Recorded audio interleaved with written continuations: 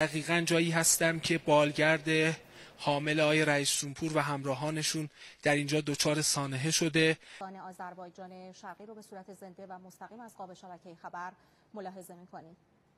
آقای خسروپناه اشاره می‌کنید به روحیه مسئولیت پذیری و نگاه به موضوعات فرهنگی حضرت آیت الله دکتر رئیسی.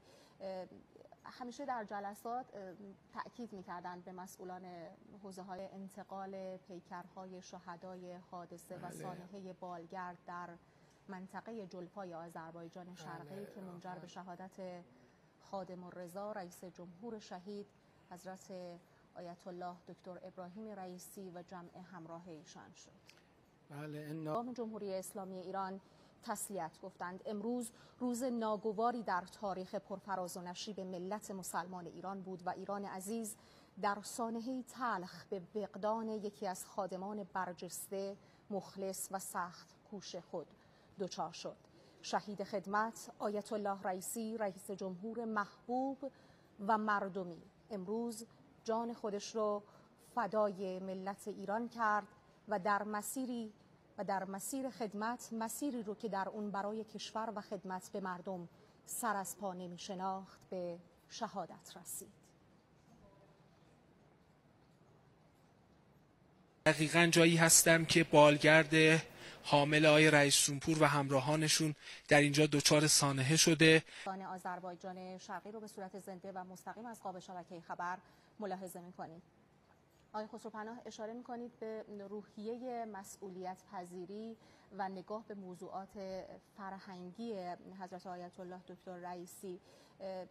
همیشه در جلسات تأکید می‌کردند به مسئولان حوزه‌های انتقال پیکرهای شهدای حادثه و سانحه بالگرد در منطقه جلفای آذربایجان شرقی که منجر به شهادت خادم الرضا رئیس جمهور شهید حضرت آیت الله دکتر ابراهیم رئیسی و جمع همراه ایشان شد.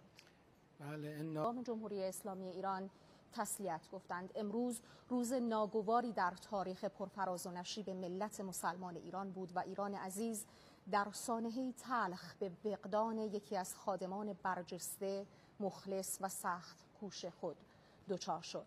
شهید خدمت آیت الله رئیسی رئیس جمهور محبوب و مردمی امروز جان خودش رو فدای ملت ایران کرد و در مسیر خدمت، مسیری رو که در اون برای کشور و خدمت به مردم سر از پا نمی شناخت، به شهادت رسید. دقیقاً جایی هستم که بالگرد حامل آقای رئیس جمهور و همراهانشون در اینجا دچار سانحه شده. آذربایجان شرقی رو به صورت زنده و مستقیم از قاب شبکه خبر ملاحظه می‌کنید. آقای خسروپناه اشاره می‌کنید به روحیه مسئولیت پذیری و نگاه به موضوعات فرهنگی حضرت آیت الله دکتر رئیسی. همیشه در جلسات تأکید می‌کردند به مسئولان حوزه‌های انتقال پیکرهای شهدای حادثه و سانحه بالگرد در منطقه جلفای آذربایجان شرقی که منجر به شهادت خادم الرضا رئیس جمهور شهید حضرت آیت الله دکتر ابراهیم رئیسی و جمع همراه ایشان شد. بله، جمهوری اسلامی ایران تسلیت گفتند. امروز روز ناگواری در تاریخ پرفراز و نشیب ملت مسلمان ایران بود و ایران عزیز در سانحه‌ای تلخ به فقدان یکی از خادمان برجسته، مخلص و سخت کوش خود دچار شد.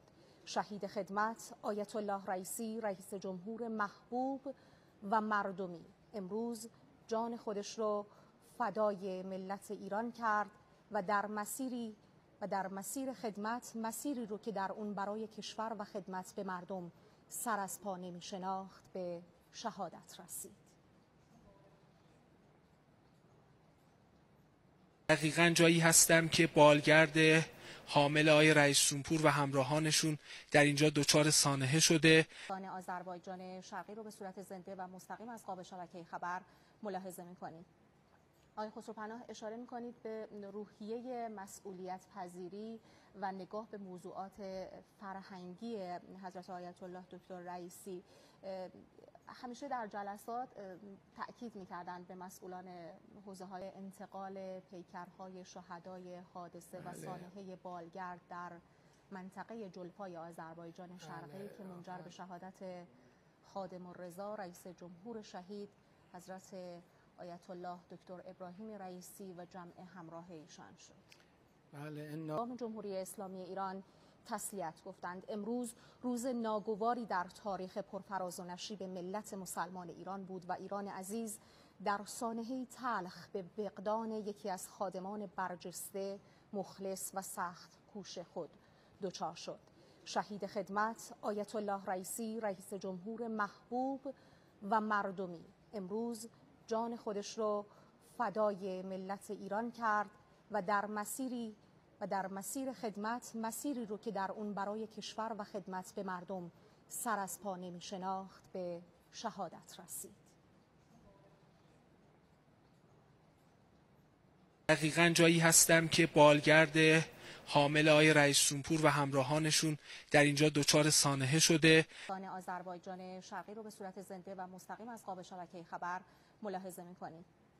آقای خسروپناه، اشاره می‌کنید به روحیه مسئولیت پذیری و نگاه به موضوعات فرهنگی حضرت آیت الله دکتر رئیسی.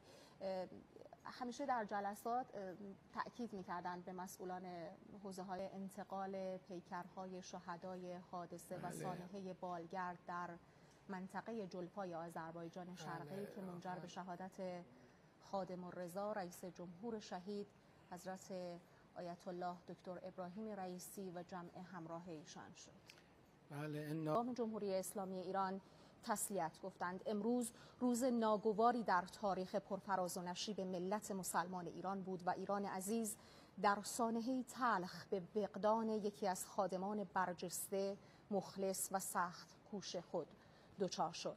شهید خدمت آیت الله رئیسی رئیس جمهور محبوب و مردمی امروز جان خودش رو فدای ملت ایران کرد و در مسیر خدمت، مسیری رو که در اون برای کشور و خدمت به مردم سر از پا نمی شناخت، به شهادت رسید. دقیقاً جایی هستم که بالگرد حامل آقای رئیس جمهور و همراهانشون در اینجا دچار سانحه شده. آذربایجان شرقی رو به صورت زنده و مستقیم از قاب شبکه خبر ملاحظه می‌کنید. آقای خسروپناه، اشاره می‌کنید به روحیه مسئولیت پذیری و نگاه به موضوعات فرهنگی حضرت آیت الله دکتر رئیسی. همیشه در جلسات تأکید می‌کردند به مسئولان حوزه‌های انتقال پیکرهای شهدای حادثه و سانحه بالگرد در منطقه جلفای آذربایجان شرقی که منجر به شهادت خادم الرضا رئیس جمهور شهید حضرت آیت الله دکتر ابراهیم رئیسی و جمع همراه ایشان شد. بله، جمهوری اسلامی ایران تسلیت گفتند. امروز روز ناگواری در تاریخ پرفراز و نشیب ملت مسلمان ایران بود و ایران عزیز در سانحه‌ای تلخ به فقدان یکی از خادمان برجسته، مخلص و سخت کوش خود دچار شد. شهید خدمت آیت الله رئیسی رئیس جمهور محبوب و مردمی امروز جان خودش رو فدای ملت ایران کرد و در مسیر خدمت، مسیری رو که در اون برای کشور و خدمت به مردم سر از پا نمی شناخت، به شهادت رسید. دقیقاً جایی هستم که بالگرد حامل آقای رئیس جمهور و همراهانشون در اینجا دچار سانحه شده. آذربایجان شرقی رو به صورت زنده و مستقیم از قاب شبکه خبر ملاحظه می‌کنید.